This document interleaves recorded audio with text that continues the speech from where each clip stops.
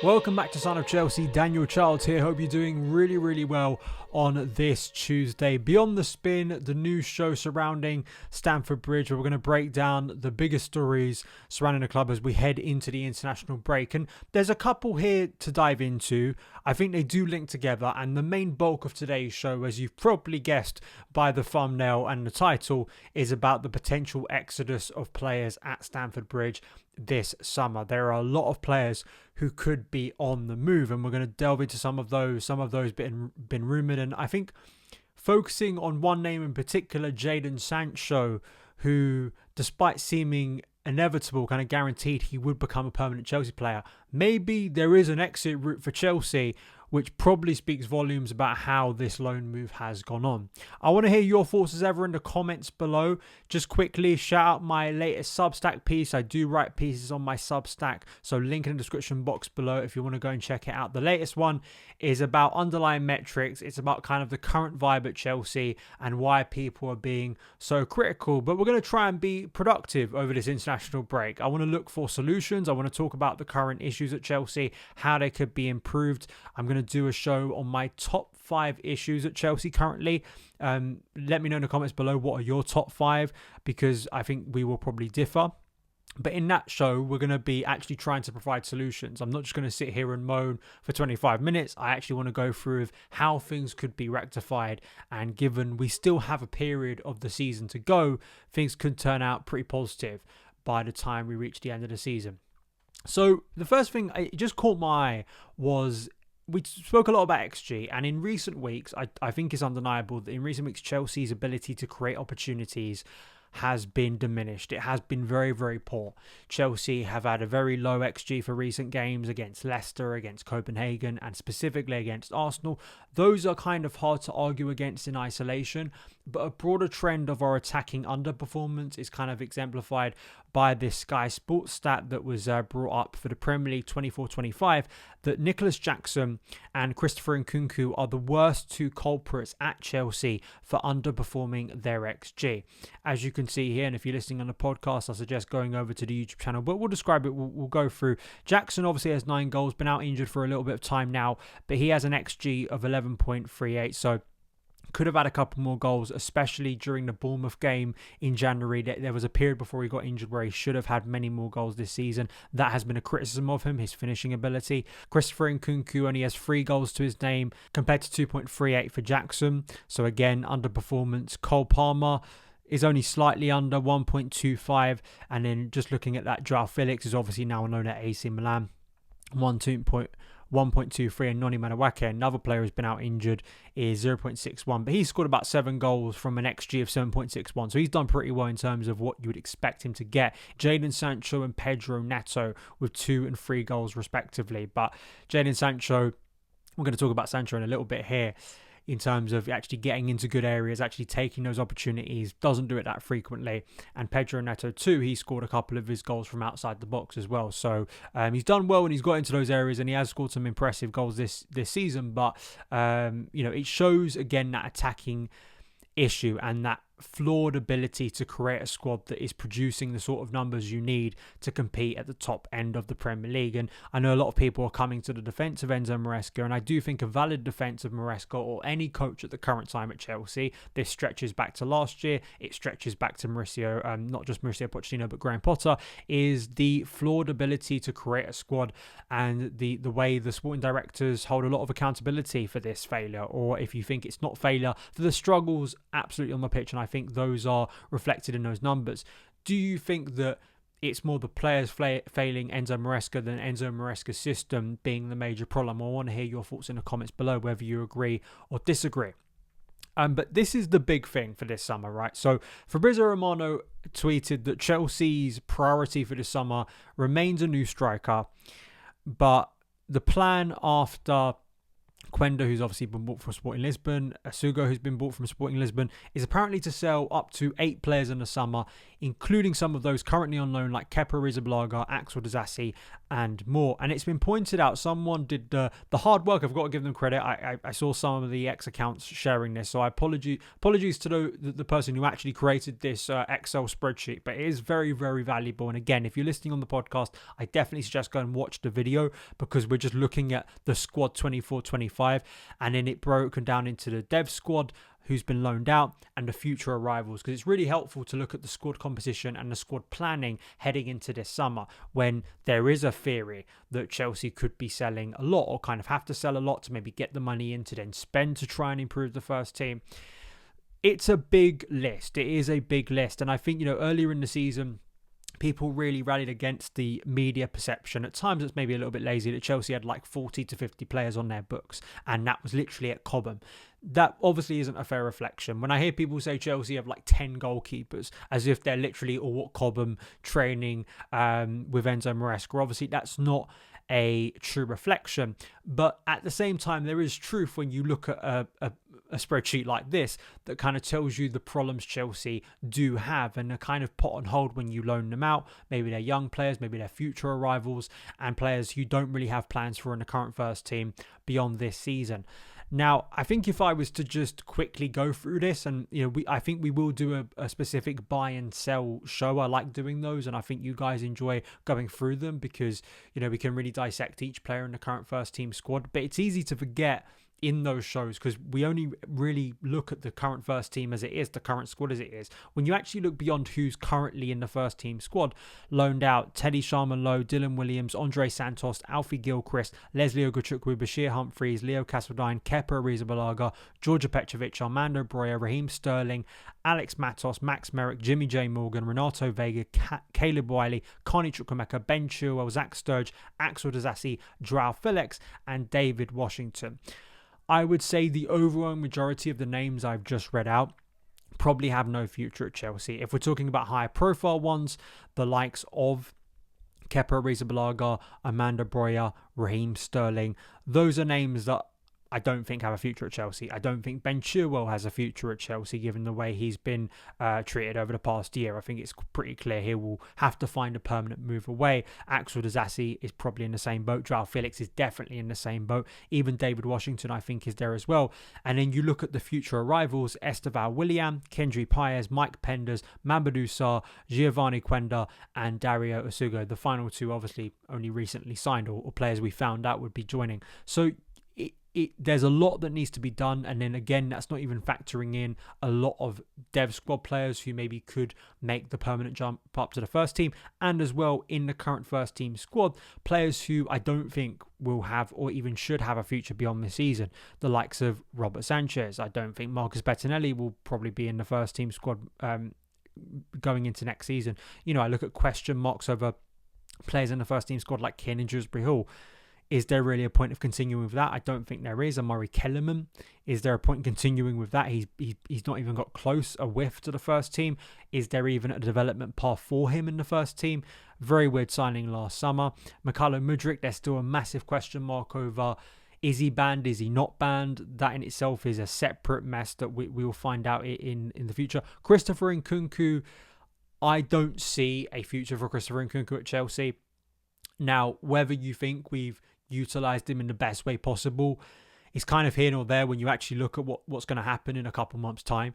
I personally will see Christopher Nkunku moving away. I think it's the best thing for his career. It's probably, whether Chelsea are losing something, potential of a brilliant player, we haven't seen it at Chelsea. And I just think it's just cut your losses, basically. Because there's been change in hierarchy and structure and what we want to do with signings. Nkunku was lost because he was signed so long ago. We can do our recollection and kind of reviews on what could have been with Nkunku, but given his performances have been so bad recently, I don't think many people are going to be shedding tears if Nkunku does make that return. I think most likely and probably most sensibly back to the Bundesliga, where I think he will thrive again. Mark Guiu, I don't think Mark Guiu will be sold permanently, but I do think we have to look at a loan for him. I still kind of passionately believe that. I think a loan is best for him to get consistent football when he returns from injury. Trevor Chalobah, I think, also will likely be out in the summer. The loan hasn't exactly been The loan recall hasn't exactly gone as great as I, as a fan of Chalobah, would have hoped for. And again, a bit like a Ben Chilwell situation, I just think it's the best thing for him probably to find a new place elsewhere, because I think he will always be framed in this way. And probably for a player of his age, he wants to find a settled home, which I think will be away from Chelsea. Dacho Fofana, injured, I think will probably make a move away as well. So then we get to Jadon Sancho, who has had this kind of weird feeling around him for a few weeks now, and it's been exemplified by some of the reporting that's come out. Jacob Steinberg wrote a piece about it post-Arsenal, that maybe Chelsea might be trying to find ways to get out of signing Jadon Sancho. He said that Sancho is part of a wider malaise. It's fair to question his long-term future. He made a promising start after joining Chelsea on loan with an obligation to buy last summer, but his recent output has been disappointing. The goals and assists have dried up, and he has had one shot on target in all competitions since Boxing Day. And then you factor in, as Steinberg does, the arrivals in the future of Esteval Willian, Kendry Paez, and of course Quenda in 2026. So in terms of long-term planning, where does Sancho fit in with that, and does that potentially stifle or block the path for some very exciting talents that Chelsea have invested a lot in? Pete Hall for The Eye is reporting that Chelsea are considering ripping up a 25 million agreement for Jadon Sancho with Man United and trying to find their way out of it, and whether they want to pay a significant fee to get out of this deal to try and sign him permanently.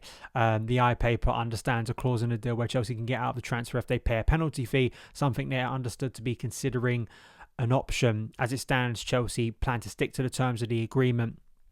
I think with Sancho, it didn't make a lot of sense to sign him in the first place. You can go and check out what I said in August on deadline day. I didn't think it was a great signing at the time. I was pleasantly surprised in the first few weeks for Sancho. I thought he started his career at Chelsea brightly. I think we saw a player who seemed to be indicating a sense of urgency, desire, a reinvigorated sense on the pitch of him wanting to return to the Premier League after that Dortmund loan went well and prove himself at a place where he apparently from an early age wanted to play. But Sancho has kind of just fallen back into what he was doing at Man United, and whether you think that he is good enough, not good enough, that's going to be down to you, whether you think, you're a big fan of Sancho and you think we've underutilized him. I just think, on my personal view, he's done nothing for a very long period of time. I don't see a lot of reason for sticking with him as a first team player, because I just don't see a player who is really justifying the potential investment. But Chelsea have put themselves in a sticky situation where effectively, if they finished above 14th, I think it was, they were going to have to buy him permanently. Which, again, perception and form, in the early weeks of the season, maybe look like it could be a good deal for Chelsea. But right now it doesn't. And because they keep on spending on players in a similar area of the pitch that are going to be either arriving literally in the summer or going to be arriving next year, young players, this is a thing of squad balance and profiling. If you have young players, you can talk about it in the current context of Chelsea, but Christian Pulisic, Callum Hudson-Odoi and Timo Werner, I remember for a period, you signed 3 kind of players, not exactly any of them near the end of their career that you can kind of wind down and rotate. All of them need minutes to develop further, especially Pulisic and Hudson-Odoi. And I think they kind of cancelled each other out. And I think that's my concern. And given, Esteval is a big talent that people are very excited about. Kendry Paez too. Mudryk is a massive question mark, but even if Mudryk gets through this and returns, I still I can't look past his failures as a player at Chelsea so far. I just don't think he's going to ever be good enough for Chelsea. So that it's a messy situation. I just don't personally feel that Sancho is worth sticking with. I don't know, maybe you think he's worth at least having around the squad, but given the wages, given what Chelsea are investing, is it just worth biting the bullet, cutting your losses and taking that permanent fee penalty from Man United and let him be their problem again? Because this is kind of the issue. It's the João Felix thing, it's the Kepa thing. It's trying to rehab players, I think, is always a very flawed strategy. I think you end up, usually, unless a player radically transforms at your club, most of the time you're left with a player that ends up finding themselves a little bit lost. And then because that value is probably even depreciated more, you find it difficult to sell them on. And I feel like that could be a problem for Jadon Sancho at Chelsea and for Chelsea business-wise. Is it going to cost them less to actually pay that penalty now than sticking with him making him a permanent player and then trying to sell him off in a couple of years where they're actually going to lose more money. That is a financial part of it that maybe is coming into the equation right now, and maybe even Maresca has hinted that if he's staying around for the long term, I don't see this guy as a major part of my plans, because performance-wise, there's very little to justify sticking with Jadon Sancho. I just think aesthetically, he does a lot of things that I think gives the perception of a player doing a lot, but in terms of end product, for a wide player in this system, the amount of times he gets himself into the box and doesn't take a shot, I just think is unacceptable.